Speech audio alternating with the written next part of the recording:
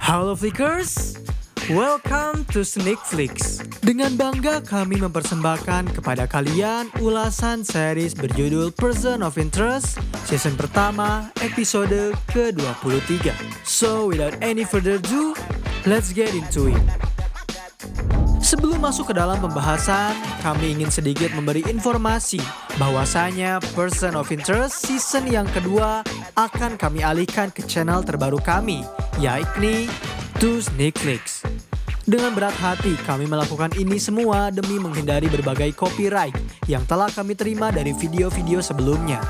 Namun kami takkan pernah mau mengecewakan kalian karena kami pun telah menyiapkan pembahasan series terbaru berjudul The Last of Us dan juga beberapa series lainnya.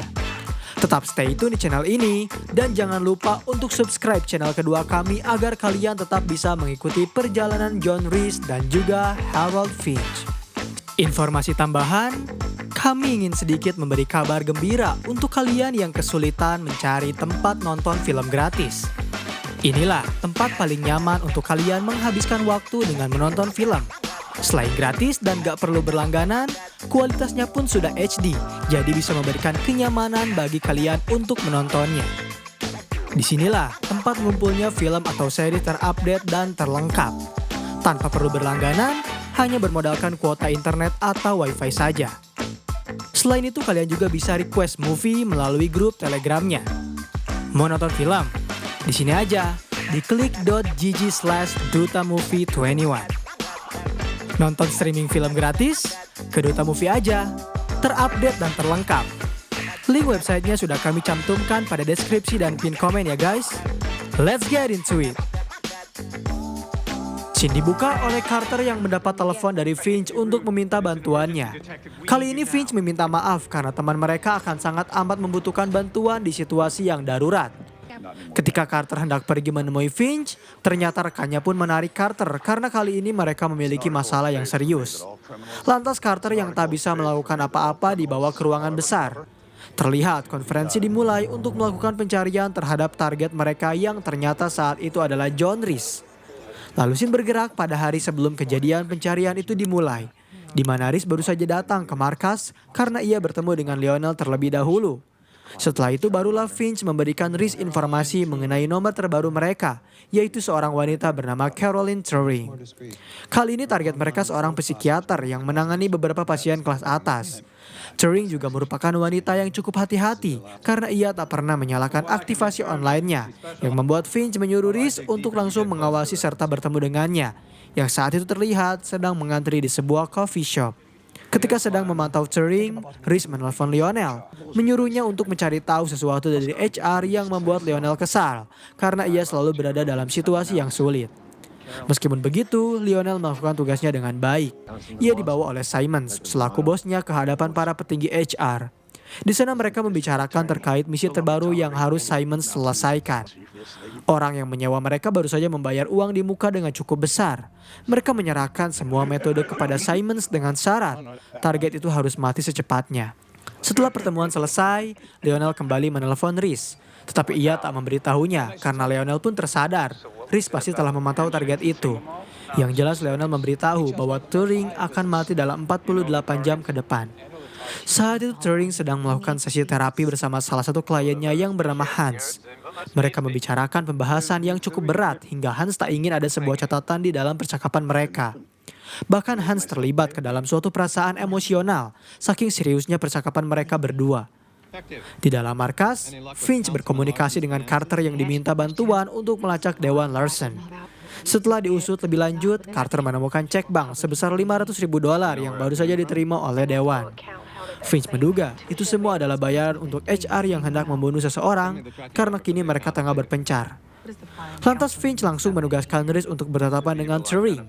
Caranya yaitu membuat Rhys menjadi kliennya. Pada hari itu juga Rhys langsung datang ke kantor dari Turing sebagai kliennya.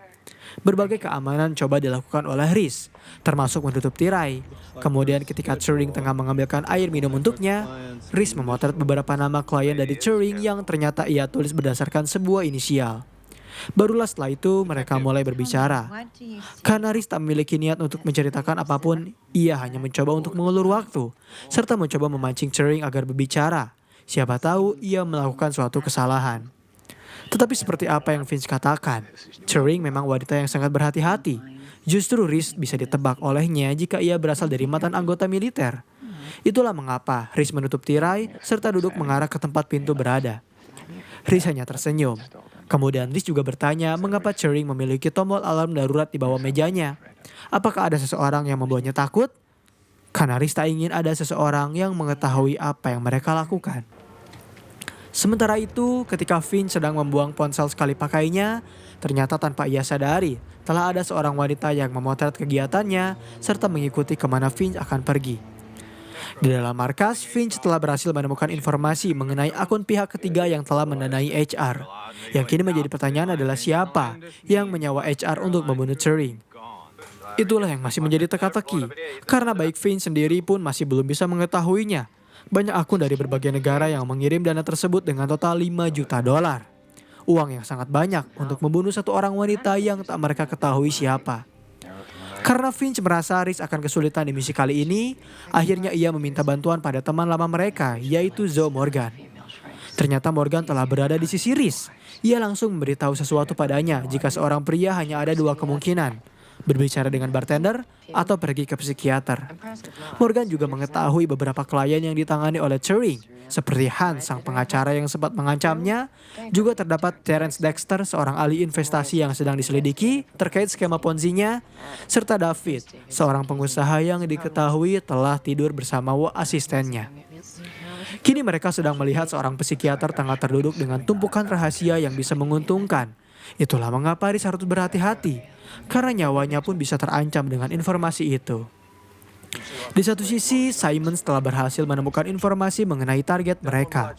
Entah itu kantornya ataupun tempat kediamannya, dan para anak buahnya Simons langsung bergerak dengan cepat. Mereka mengikuti keberadaan Turing yang baru saja pulang dari kantornya. Situasi jalanan saat itu memang sangat sepi. Beruntung, Finch berhasil menemukannya sehingga Reese langsung menahan Turing sebelum anak buah Simons sempat menculiknya. Karena Reese tak ingin diketahui sebagai seorang penguntit, ia beralasan jika jalanan ini tak aman dan ia akan memesankan taksi untuknya. Namun Turing menolak dengan alasan ia selalu pergi melewati jalan ini setiap dirinya pulang. Dan sejauh ini ia tak pernah merasa tak aman. Lalu setelah itu, Reese mempersilahkan Turing untuk kembali berjalan. Baru saja Turing berjalan beberapa meter, sudah terlihat 2 orang pria langsung mengepungnya. Beruntung saat itu Reese bertindak lebih cepat dari mereka berdua, dan ia langsung membawa Turing ke sebuah hotel. Reese sadar, HR takkan berhenti dari sini. Finch pun meminta dan memberitahu informasi mengenai situasi mengerikan itu. Ia langsung menelpon Carter untuk meminta bantuan di situasi darurat ini. Tetapi sayangnya, ketika Carter hendak pergi, ternyata Donnelly menariknya untuk ikut ke dalam kasus terbaru mereka. Ternyata para polisi dan FBI pun tengah memburu seorang John Reese yang telah menembak anggota polisi. Mereka telah mengetahui keberadaannya serta siap untuk mengepungnya. Terlihat Carter berpas-pasan dengan Lionel yang membuatnya curiga apa yang ia lakukan di sana. Di dalam hotel, Reese langsung memesan 1 buah kamar agar membuat Turing merasa aman terlebih dahulu. Sembari berkomunikasi dengan Finch, Reese mencoba menenangkan Turing yang kebingungan dengan apa yang sebenarnya terjadi. Reese menjelaskan jika seseorang telah menyewa sebuah organisasi untuk membunuhnya dan Turing bertanya apa yang Reese kerjakan. Reese menjawab ia hanyalah seorang manusia biasa yang berusaha untuk menyelamatkan nyawanya.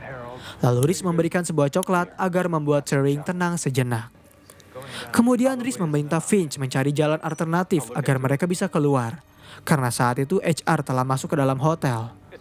Kebetulan Finch berhasil menemukan sebuah helikopter sitaan milik salah satu pengusaha yang telah tertangkap, sehingga ia menyarankan Reese untuk mencurinya. Meskipun saat itu Reese cukup kaku karena ia tak pernah lagi mengendarai sebuah helikopter setelah sekian lamanya. Akhirnya mereka segera keluar dari kamar. Dituntun oleh Finch, mereka seberusaha mungkin mencoba untuk menghindari HR yang telah menggeledah beberapa tempat di dalam hotel. Tak hanya pihak HR saja yang mengincar Turing. Ternyata FBI pun telah bergerak masuk ke dalam hotel melalui tangga darurat. Saat itu beruntungnya Reese bisa mendengar instruksi dari Finch dengan baik yang menyuruhnya untuk pergi ke tempat elevator barang yang bisa menuntun mereka ke tempat pengolahan air lama. Kemudian mereka berganti arah dan Finch pun meminta tolong kepada Carter untuk membantu mereka yang kini sedang berada di lantai 45. Carter melihat terlebih dahulu ke arah CCTV yang telah bisa menjangkau semua lokasi di hotel. Lalu ia memberi SMS kepada Rhys untuk tak melewati elevator barang lama terlebih dahulu karena FBI sedang menuju ke sana. Seakan sedang melakukan permainan petak umpet, Rhys dan Turing cosplay menjadi tikus yang diincar oleh para kucing bersenjata. Di tempat hotel yang lain, para HR berunding terlebih dahulu mengenai rencana mereka. Karena ternyata pihak federal pun mengincar orang yang sedang bersama Turing itu. Simmons tahu orang itu siapa sehingga mereka akan membuat sebuah sandiwara. Mereka membawa sebuah bom dan akan meledakkan tangga yang membuat pihak federal pasti berpikir itu adalah ulah dari Rhys dan juga Turing. Situasi mulai rumit. Rhys serta Turing terhimpit oleh dua organisasi yang memiliki kepentingan berbeda. Sementara itu Morgan melakukan tugasnya dengan baik. Ternyata ia berhasil bertemu dengan Hans yang diketahui adalah sebuah samaran karena nama asli dari Hans adalah Jimmy White, seorang narapidana yang baru saja keluar dari penjara. Hans yang telah tertangkap basah hanya bisa mengaku jika ia disewa oleh seseorang untuk mengancam psikiater itu. Ia tak tahu siapa orang yang telah menyewanya karena itu semua telah terjadi lewat sebuah email. Terlihat wanita yang mengikuti pergerakan dari Finch telah berhasil menemukan tempatnya bersembunyi. Ia bahkan berhasil membobol masuk dan menemukan berbagai macam informasi yang telah Finch kumpulkan dari setiap nomor yang keluar dari mesin. Kembali ke hotel, FBI dan HR mulai menyudutkan Rhys dan Turing yang kini berada di dalam elevator barang. Tak lama kemudian Morgan menelpon Finch untuk memintanya berhati-hati karena ternyata Hans adalah seorang penipu. Ia disewa oleh sebuah organisasi untuk melakukan pengancaman terhadap Turing. Di dalam elevator, Rhys dan Turing telah masuk ke dalam perangkap karena saat itu HR pun telah memasangkan tepat di bawah tangga. Sementara FBI telah siap mengepung di lantai berikutnya, semua ini membuat Rhys kebingungan. Ia tak bisa melawan mereka semua dengan bermodalkan hanya satu buah senjata saja. Dan saat itu Finch langsung bergerak dengan kejutan barunya. Ia pergi ke tower dengan berbagai keahlian yang ia miliki. Ketika Turing sedang memperbaiki jaringan kabel elevator, Simon sedang menghitung mundur ledakan, dan Donnelly tengah meminta anak buahnya untuk menangkap Rhys dalam keadaan hidup. Tiba-tiba saja, semua itu berubah drastis saat Finch berhasil memutus semua komunikasi mereka dengan cara meretas seluler. Meskipun begitu, Finch tetap bisa berkomunikasi dengan Rhys yang membuatnya kembali takjub. Tentu, kejutan ini membuat semua pihak merugi, karena mereka kehilangan komunikasi maupun pandangan terhadap Rhys dan Turing. Salah satu IT bahkan memberitahu jika mereka telah diretas oleh seseorang. Masalahnya, hanya nomor inilah yang bisa mengakses jaringan seluler milik negara. Saat itu pula, Carter bisa melihat Lionel yang sedang menerima telepon dan pergi dari ruangan. Karena semua rencana musuhnya telah berhasil digagalkan, membuat Turing memiliki waktu untuk berhasil memperbaiki elevator sehingga mereka langsung bergerak kembali. Sementara itu terlihat, Carter telah mengikuti kemana Lionel pergi. Dan saat Lionel terpergok sedang menelepon seseorang, Carter langsung menodongkan senjatanya. Kini ia tahu siapa orang yang telah menuntun HR untuk menemukan keberadaan dari Rhys. Tentu hal ini membuat Lionel kebingung karena ia tak tahu apa-apa. Justru disinilah Lionel berkata jujur jika selama ini ia hanya menyamar di dalam HR. Carter mulai tak paham dengan apa yang dikatakan oleh Lionel. Lalu Lionel menjelaskan kembali jika ia bekerja dengan seorang pria berjas yang selalu Carter kejar. Tak hanya itu, Lionel juga bisa menjelaskan secara detail bagaimana Finch berpenampilan yang membuat Carter tak menyangka bahwa ternyata mereka berada dalam pihak yang sama. Demi meyakinkan ini semua, Carter bahkan mengambil alih telepon untuk bertanya kepada Finch terkait apa yang sebenarnya terjadi. Finch tahu ini semua rumit, tetapi ia ingin mereka fokus terlebih dahulu membantu Rhys dan juga Turing. Di dalam hotel, mereka berdua telah berhasil melalui jalur dan menemukan saluran pengolahan air. Rhys juga bisa menemukan sebuah mobil yang di dalamnya terdapat beberapa senjata, sehingga ia menyuruh Turing untuk pergi lebih dulu daripada dirinya melalui pengolahan air lama itu. Nantinya di luar, teman dari Rhys akan segera menjemputnya. Memang benar terlihat Finch telah siap menunggu Turing. Namun alih-alih Turing yang datang mendatanginya, justru wanita yang selama ini mengincar Finch lah yang masuk ke dalam mobil sembari menodongkan senjata. Awalnya Finch tak tahu siapa wanita itu. Barulah ia tersadar jika ternyata wanita tersebut adalah Alicia. Saat itu Alicia ingin menyalahkan mesin ciptaan Finch yang telah membunuh Nathan. Karena ternyata selama beberapa minggu ini, Alicia telah mengikuti pergerakannya untuk meminta Finch agar mematikan mesin tersebut. Finch masih tak mengerti dengan maksud serta tujuan dari Alicia. Sementara itu, Rhys masih bertarung melawan HR yang mulai mengepungnya. Ia kehabisan amunisi, hanya tersisa pistol saja. Dan beruntungnya, tiba-tiba saja Lionel serta Carter datang untuk menjemputnya yang membuat Rhys bisa terhindar dari maut. Kembali ke percakapan antara Finch dengan Alicia. Inti dari pertemuan itu adalah Alicia ingin menyalahkan kematian Nathan kepada Finch. Karena ternyata Alicia tahu bahwa Nathan berusaha keras untuk melanggar semua kode etik agar bisa menghentikan mesin itu. Tetapi kenyataannya justru Nathan lah yang harus terbunuh oleh mesin tersebut. Finch mencoba menenangkan Alicia. Ia berkata jika mesin tak pernah membunuh Nathan. Begitu pula dengan mereka yang tak bisa lari dari ini semua. Mesin telah diciptakan khusus secara terprogram dan yang bisa mereka lakukan hanyalah mengikuti perintah dari mesin tersebut. Setelah Riz berhasil keluar dari situasi rumit, mereka masih dalam pengejaran HR.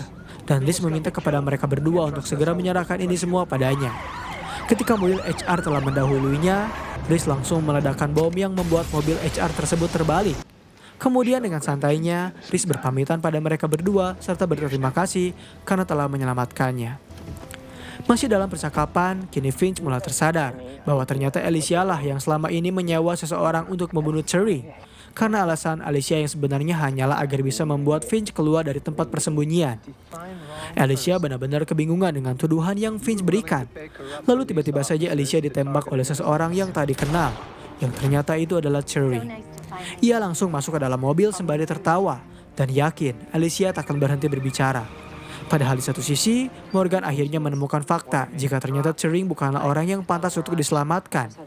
Pekerjaannya, namanya, kantornya hanyalah sebuah tipuan. Justru Turing lah yang telah menyewa HR untuk membuat dirinya dalam bahaya agar bisa membuat Finch keluar dari tempat persembunyiannya.